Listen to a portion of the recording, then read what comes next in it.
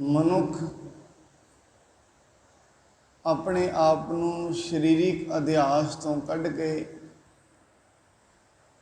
जाति धर्म वर्ण कौमां के बंधनों तो निकल के एक आत्म स्वरूप दे विच अभेद हो जाता है। भावें दुनियावी तौर पर जो भी मनुख जिंदगी जी रहा है, जिस दे कोल भी मनुखा शरीर है, वो किसी भी जाति दे नाल संबंध रखता है, किसी भी वर्ण दे नाल संबंध रखता है। ये गल नहीं वो संबंध किहड़ी जाति नाल रखता है, उसका पता इत्थों लगना है। उसकी जिहड़ी आत्मा है, जीव आत्मा आत्मा दे विच अभेद हुई है जां नहीं, और इसका पता कित्थों लगेगा। जिवें असीं वेखदे हां, जिहड़े भी किते दा मनुख हुंदा है, उस प्रकार दे उहदे आचार ते विहार हुंदे ने। उहदे शरीरिक लक्षणां तो, बोल बाणी तो, वेखण तो, खाण पीण तो, चलण दीयां आदतां तो पता लग जाता है ये मनुख कित्थे खड़ा है, जां ये मनुख किहड़े किते दे नाल संबंध रखता है। इवें ही जिहड़े मनुख जिहड़ी रूह परमात्मा दे नाल जुड़ जाती है, फिर शरीर के तौर पर वो जो भी कर्म करती है, उन्हां कर्मां दे विचों परमात्मा की झलक पैंदी है। उन्हां कर्मां दे विचों ऐसा लगता है ये कर्म तो परमात्मा दे ने जो ये मनुख कर रहा। कर्म कैसे अपना विगाड़ के दूजे का सवारना शुरू कर देना, किसी भी जीव नूं तड़फदे हुए ना वेखना, दया आ जानी, तृष्णा तो उत्ते उठ जाना ते कंटेंटमेंट संतोख दे विच रहना। हमेशा जो परमात्मा ने दिता है उहदे शुकराने विच रहना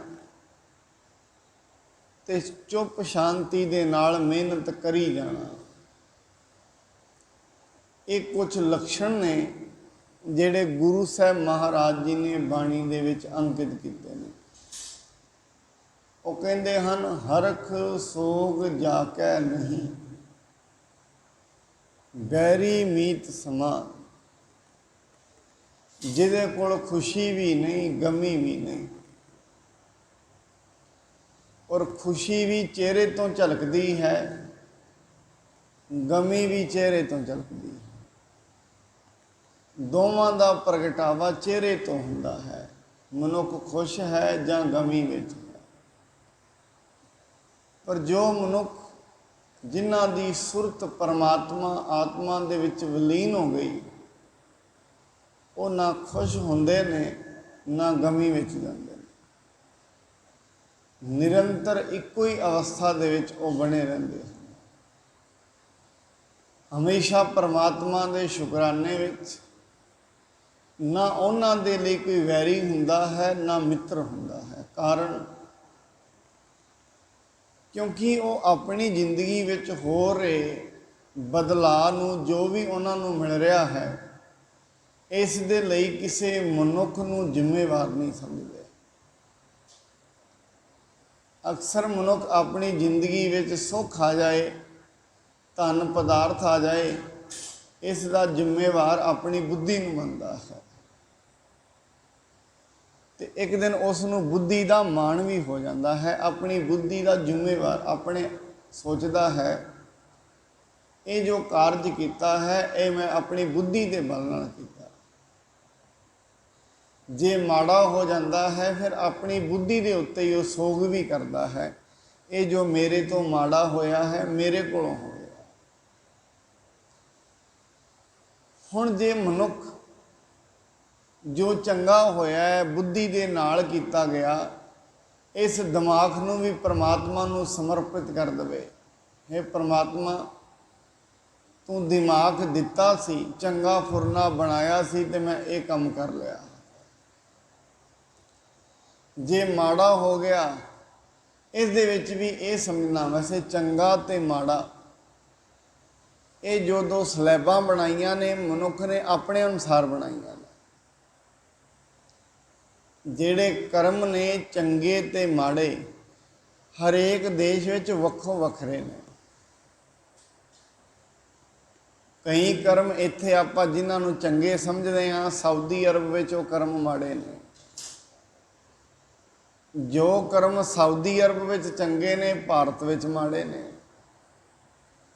इस करके कर्म हन जिहड़े, उन्हां कर्मां तो असीं किसी दा हिसाब नहीं लगा सकते। कई बारी ऐसा भी हुंदा है, मनुख अंदरों कुछ हुंदा है, बाहरों कर्म चंगे कर लैंदा। वो काहदे लई? सिर्फ अपने आप का प्रगटावा सही करने लई। दिल उसका कुछ कह रहा हुंदा है, कर्म उसके कुछ हुंदे ने। इस करके मनुख दे जिहड़े कर्म हन वो दोषी नहीं। जो मनुख दे अंतशकरण दे विच लिखिया गया है और जो कुछ भी उन्हें अज ताईं कीता है, जिस दिन का परमेश्वर तो विछड़ी है रूह, उस दिन तो लैके कई तरीकों के संस्कार ये अंदर जुड़ गए हैं। फिर मैं एक बेनती होर करा, जिन्ने भी कर्म मनुख दुनिया ते करदा है, हरेक कर्म का कोई ना कोई प्रतिकर्म, कोई ना कोई फल जरूर है। फल शब्द का मतलब असी उपयोग भी कह सकते हैं। फल शब्द तां जोड़िया जाता है, जिमें धरती दे विच कोई भी बीज बीजो किसी भी किस्म का, जदों भी वो बीज बीजांगे कुछ ना कुछ तो वह फल जरूर निकलेगा, कुछ ना कुछ। इवें जिहड़े कर्म ने ये बीज ने, बीजे जाते ने। शरीर भी एक धरती है। बाणी कहंदी मन हाली किरसाणी करनी, श्रम पानी तन खेत। गुरु साहब जी ने पूरा नक्शा ही खिंच दिता शरीर का। मन हाली है, मन वाही करने वाला है। किरसाणी करनी, श्रम पानी तन खेत। धरती की है ये शरीर, ते पानी की है, ये मेहनत करनी। मेहनत की करनी है?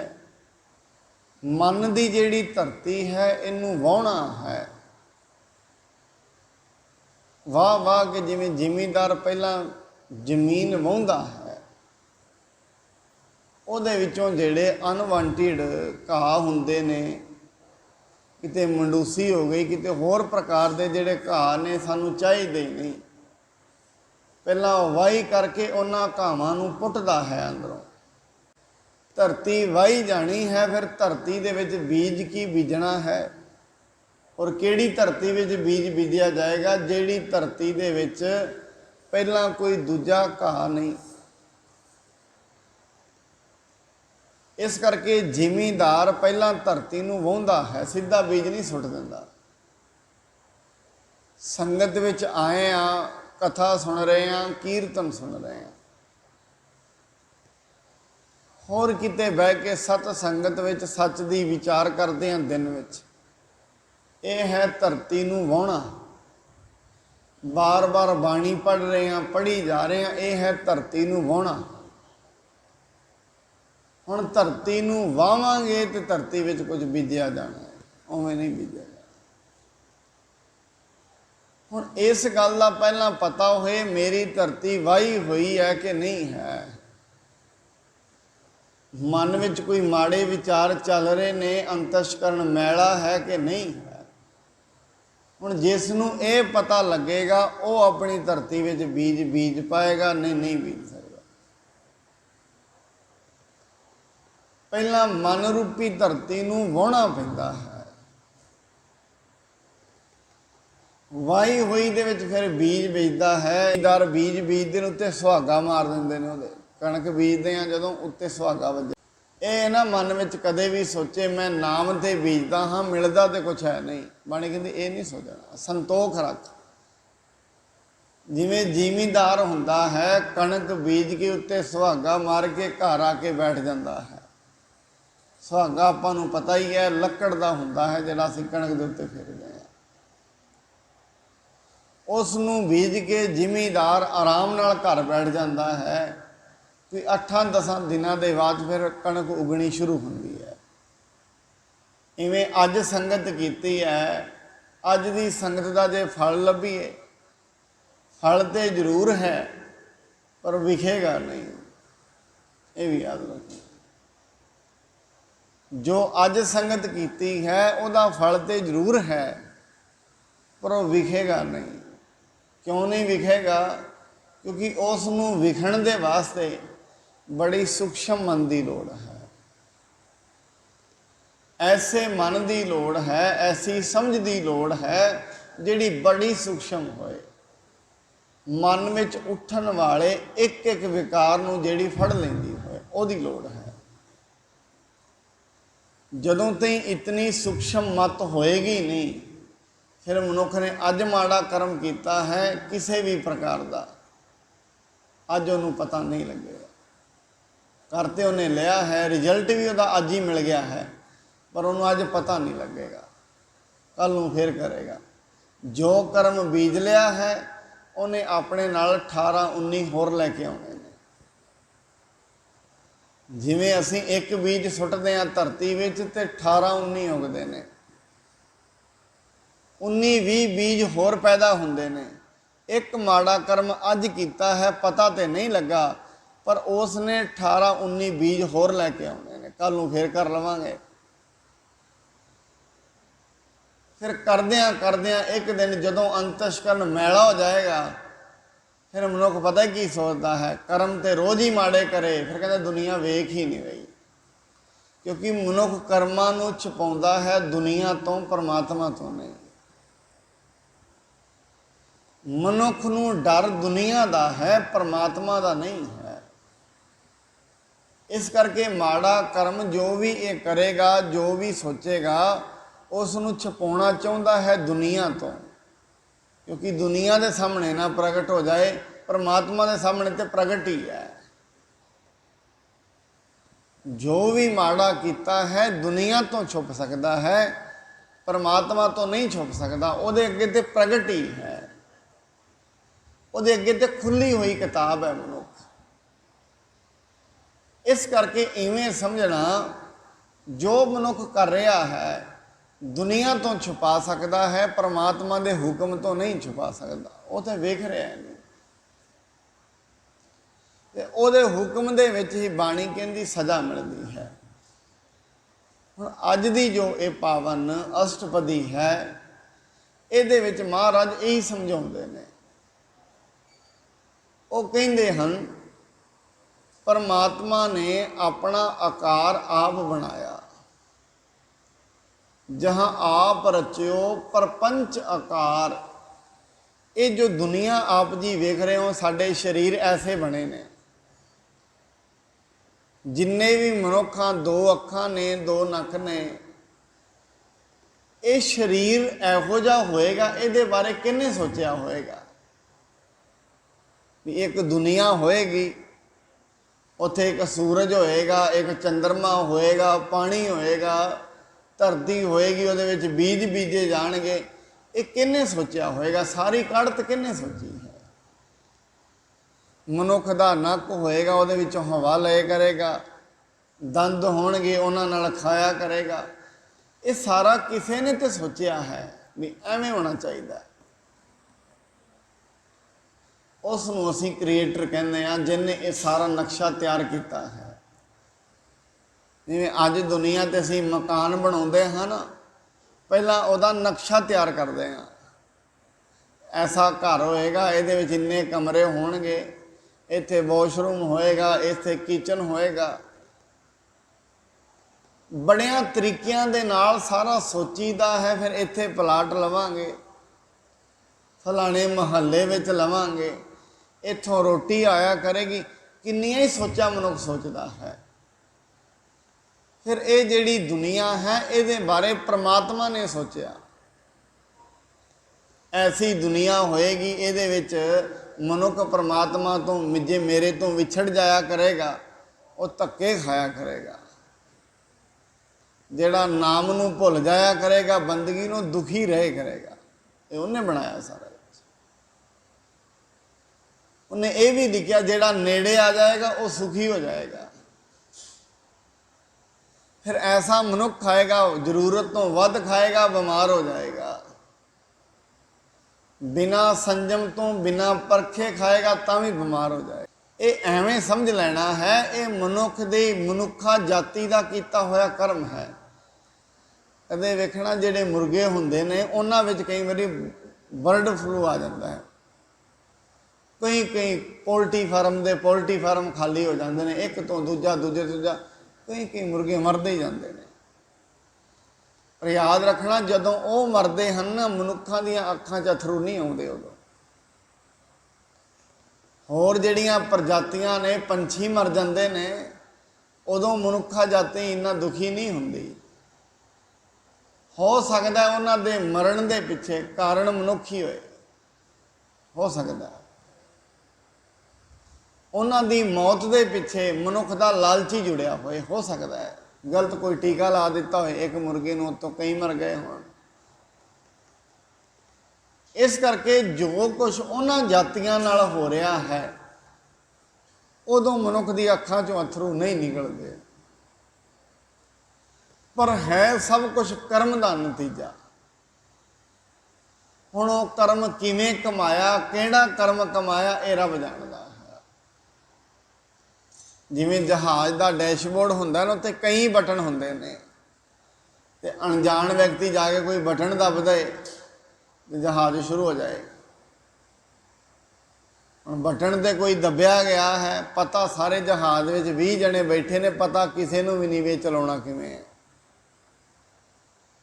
ਸਾਰੇ ਹੈਰਾਨੀ ਦੇ ਵਿੱਚ ਨਾਲ ਵੀ ਇਹ ਚੱਲ ਗਿਆ, ਹੁਣ ਤੇ ਮਰਾਂਗੇ ਸਾਰੇ, ਕਿਵੇਂ ਕਿਉਂ? ਆਖਣਗੇ ਕਿਹੜਾ ਬਟਨ ਦੱਬਿਆ? ਕਹਿੰਦੇ ਪਤਾ ਨਹੀਂ, ਦੱਬਿਆ ਗਿਆ ਹੈ ਕੋਈ। ਦੱਬਿਆ ਕਿਸੇ ਇੱਕ ਨੇ ਹੈ, ਸਜ਼ਾ ਸਾਰੇ ਭੁਗਤਦੇ ਨੇ।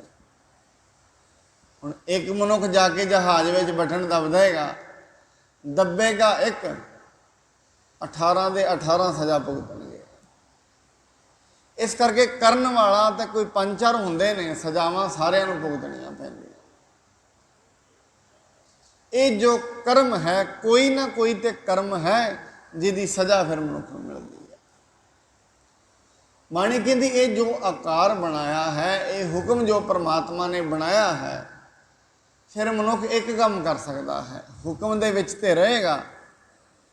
ਬਸ ਉਹਨੂੰ ਇਹ ਕਹਿ ਸਕਦਾ ਹੈ, ਜੋ ਤੁਧ ਭਾਵੈ ਸਾਈ ਭਲੀ ਕਾ, ਤੂੰ ਸਦਾ ਸਲਾਮਤ ਨਿਰੰਕਾਰ, ਜਹਾਂ ਜਹਾਂ ਭਾਣਾ ਤਹਾਂ ਤਹਾਂ ਰਾਖੇ, ਨਾਨਕ ਸਭ ਕਿਛ ਪ੍ਰਭ ਕੈ ਹੱਥ।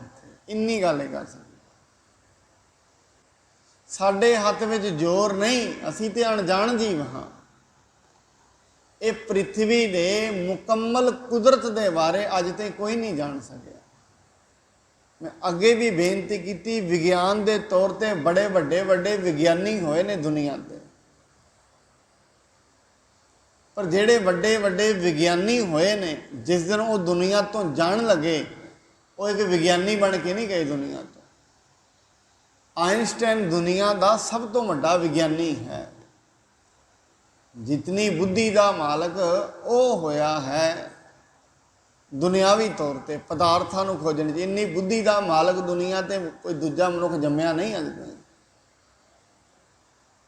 ਪਰ ਬਾਣੀ ਕਹਿੰਦੀ ਹੈ, ਜਿਸ ਦਿਨ ਉਹ ਮਰਿਆ ਹੈ ਆਇਨਸਟਾਈਨ, ਉਸ ਦਿਨ ਇਹ ਕਹਿ ਕੇ ਮਰਿਆ ਹੈ, ਦੁਨੀਆ ਤੇ ਜੋ ਤੁਸੀਂ ਪ੍ਰਪੰਚ ਤੇ ਆਕਾਰ ਵੇਖ ਰਹੇ ਹੋ, ਇਹਦਾ ਅੰਤ ਕੋਈ ਨਹੀਂ, ਤੇ ਇਹਦੇ ਰੂਲਾਂ ਦੀ ਅੰਤ ਕੋਈ ਪਾ ਹੀ ਨਹੀਂ ਸਕਦਾ।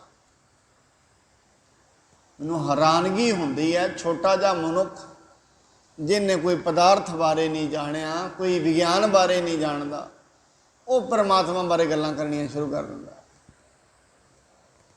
ਅਸੀਂ ਪਰਮਾਤਮਾ ਨੂੰ ਕਾਬੂ ਵਿੱਚ ਕਰ ਸਕਦੇ ਹਾਂ। ਪਰਮਾਤਮਾ ਕੀ ਹੈ? ਐਸੇ ਐਸੇ ਲੋਕ, ਮਾਫ ਕਰਨਾ, ਅੱਜ ਕੱਲ੍ਹ ਤੇ ਐਸੇ ਲੋਕ ਹੁਕਮ ਦੀਆਂ ਗੱਲਾਂ ਕਰਨਗੇ। ਸਭ ਕੁਝ ਹੁਕਮ ਵਿੱਚ ਹੋ ਰਿਹਾ, ਕਿਵੇਂ ਹੋ ਰਿਹਾ ਹੈ, ਹੁਕਮ ਕੀ ਹੈ, ਇਹ ਪਤਾ ਹੀ ਨਹੀਂ।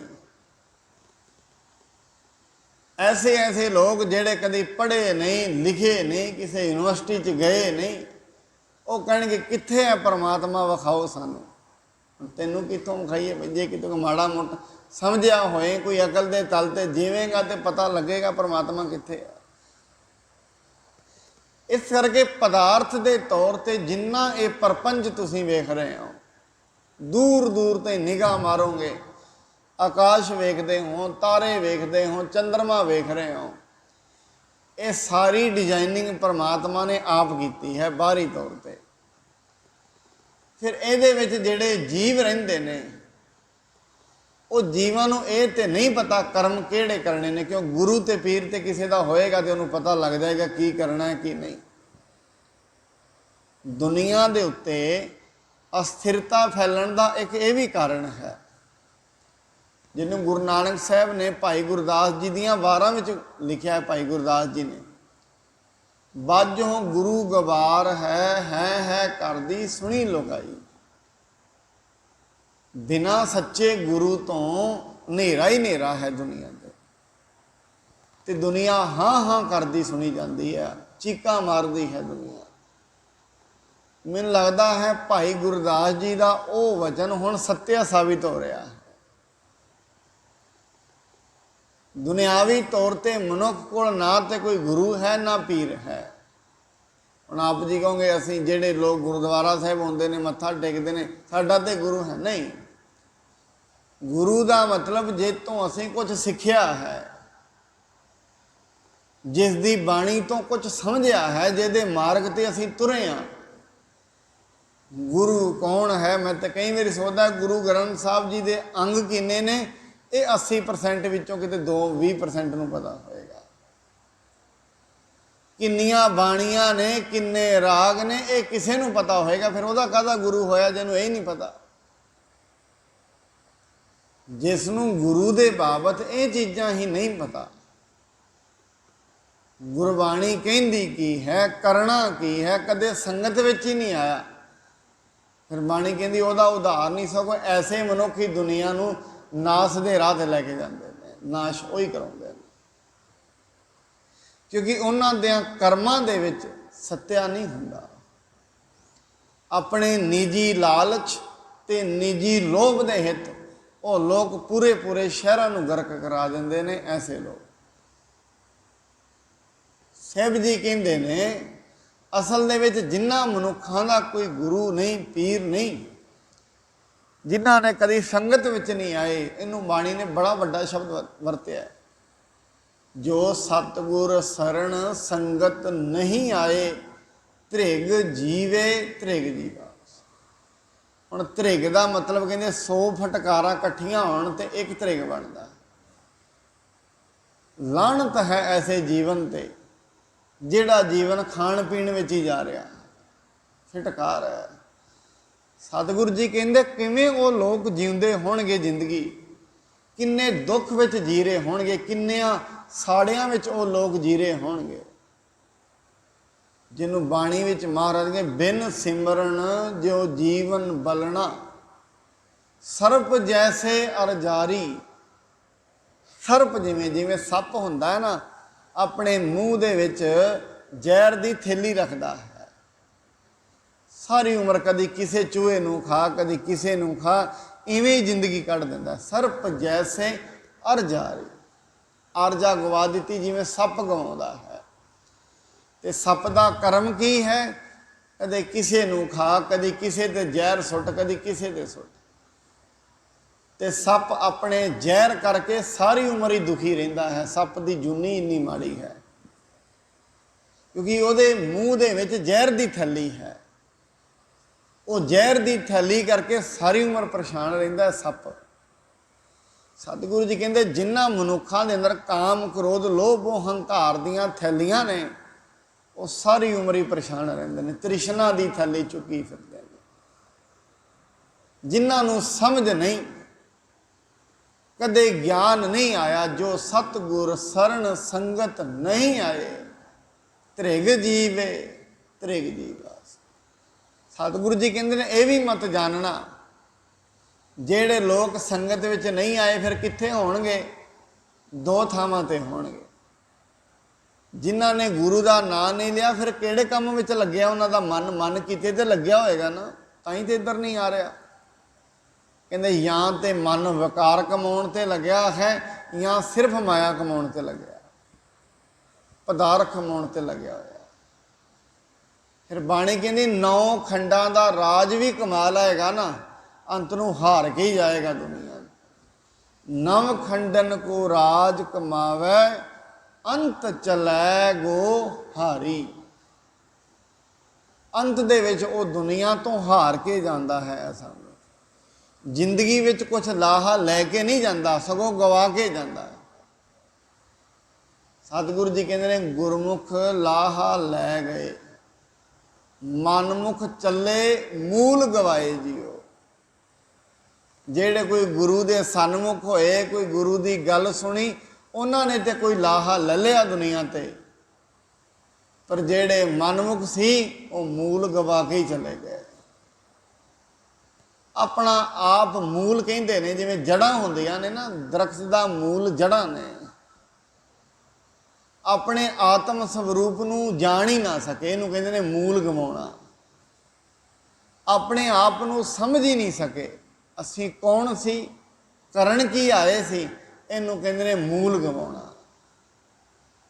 हुण मूल का मतलब ये नहीं मतलब आपां दुनियावी तौर पर आए हाँ, हो सकता है परमात्मा नूं बिना याद किते बड़ियां वड्डियां गगन नूं चुंबण वालियां इमारतां खड़ियां कर जाइए इत्थे, पर वो इमारतां खड़ियां करके भी मनुख हार के जाएगा, जित के नहीं जाएगा। पर हार ते जित दुनिया ते की है? दुनिया ते हार ते जित मन्निया जाता है। कुछ मिल जाए कहते जित गया है, कुछ घरों चला जाए कहते हार गया है, ये जित दे हार।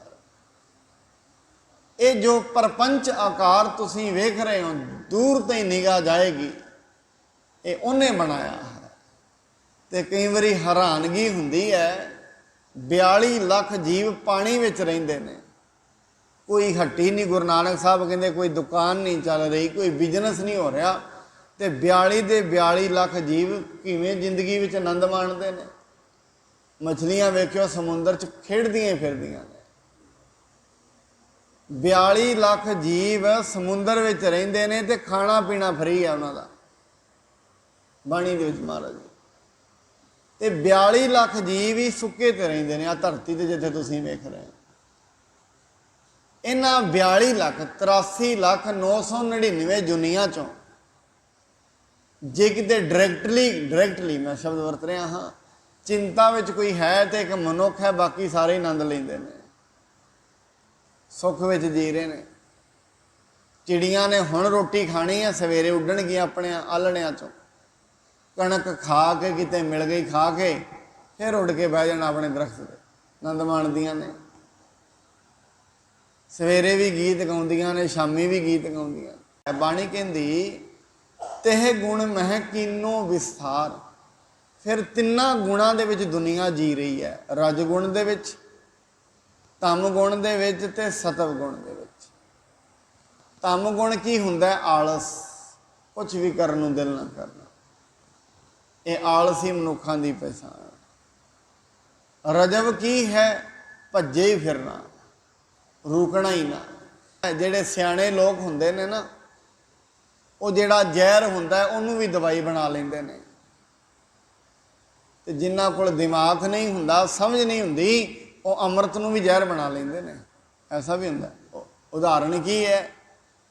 जिवें सियाणे लोग सप दे अंदरों जहर कढ़दे ने, उन्होंने दवाइयां विच पा के वरतों च लै आउंदे ने।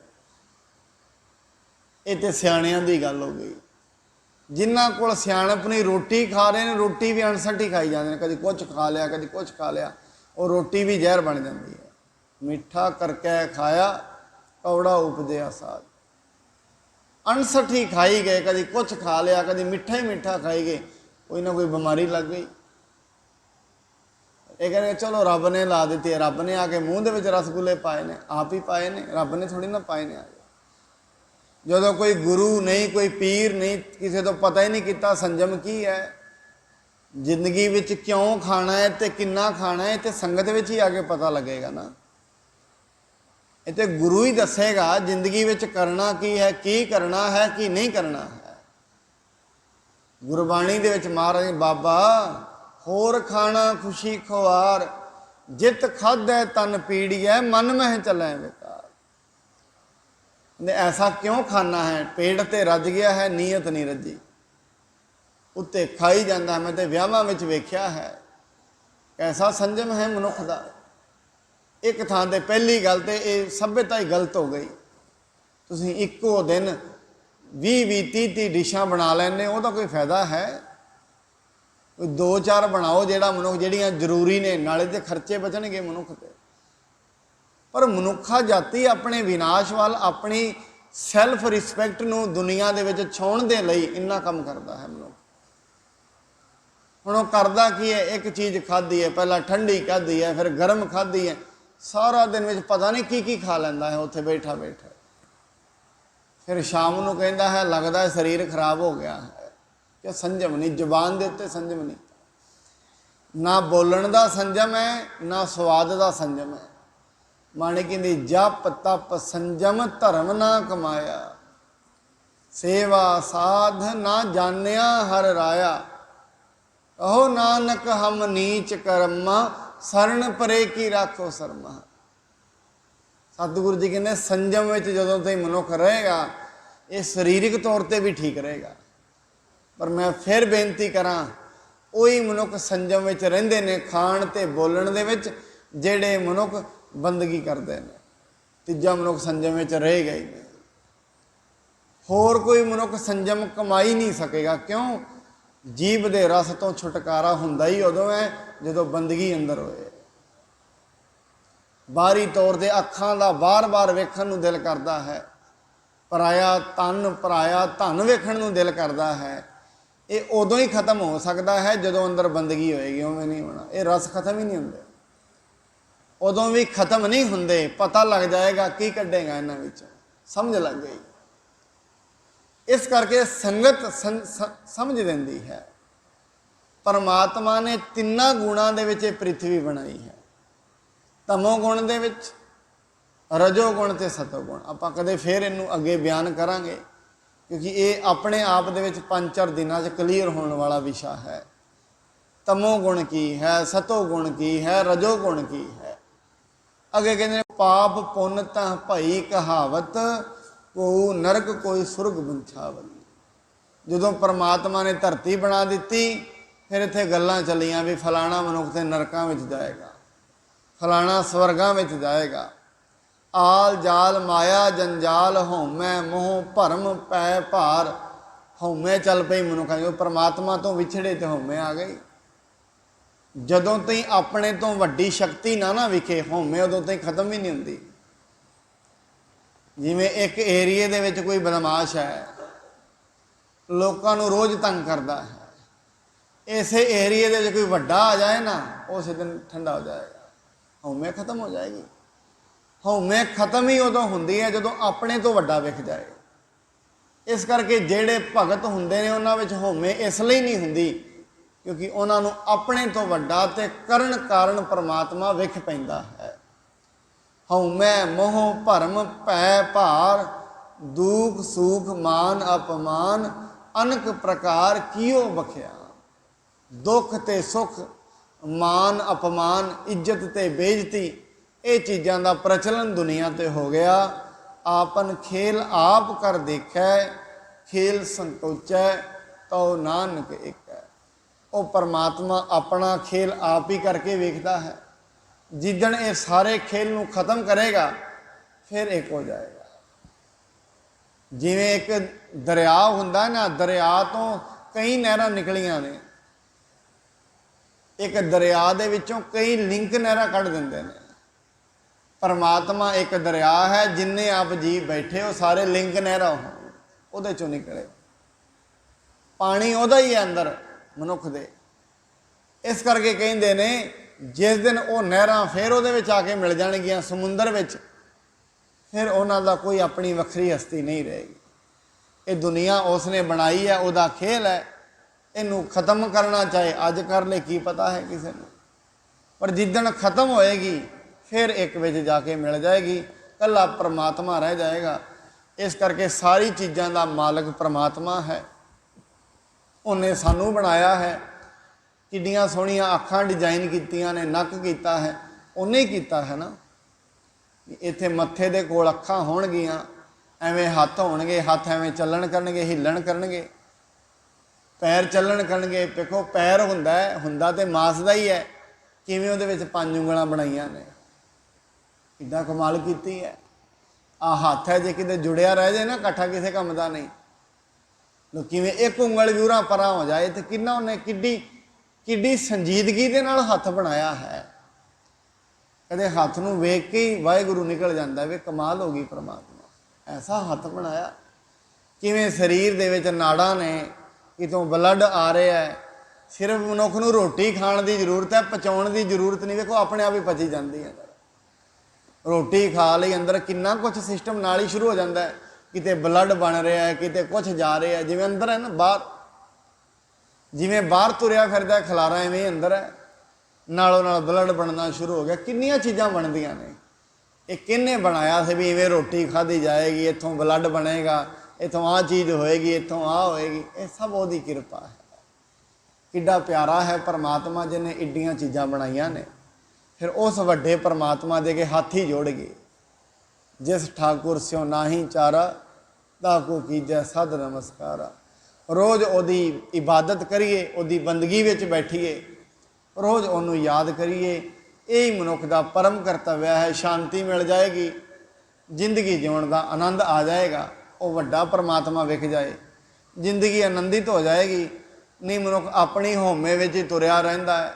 ਮੇਰੀ ਆਹ ਵਾਲੀ ਜਾਤ ਹੈ ਤੇ ਮੇਰੇ ਕੋਲ ਇੰਨੀ ਮਾਇਆ ਹੈ। ਫਿਰ ਮਨੁੱਖ ਕੋਲ ਜਦੋਂ ਇਹ ਹੰਕਾਰ ਆ ਜਾਏ ਨਾ, ਫਿਰ ਦੂਜੇ ਨੂੰ ਨੀਵੀਂ ਨਿਗਾਹ ਨਾਲ ਵੇਖਦਾ ਹੈ।